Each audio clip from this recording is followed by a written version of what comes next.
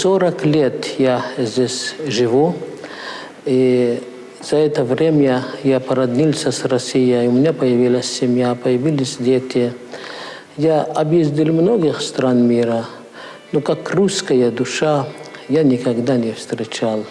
Это душа, которая всегда заполнена справедливость, заполнена дружба, заполнена хорошее отношение к людям, к миру.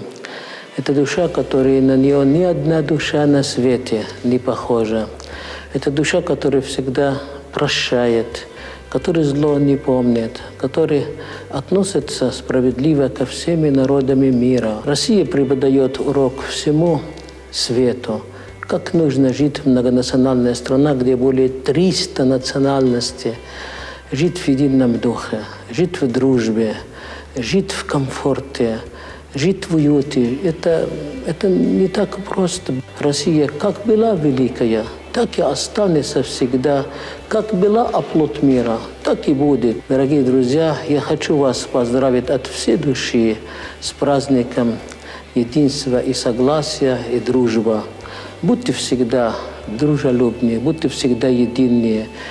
Единые народы, невозможно их победить. الأديان والشعوب مختلفة لكن الوطن واحد وهو يعيش في القلب.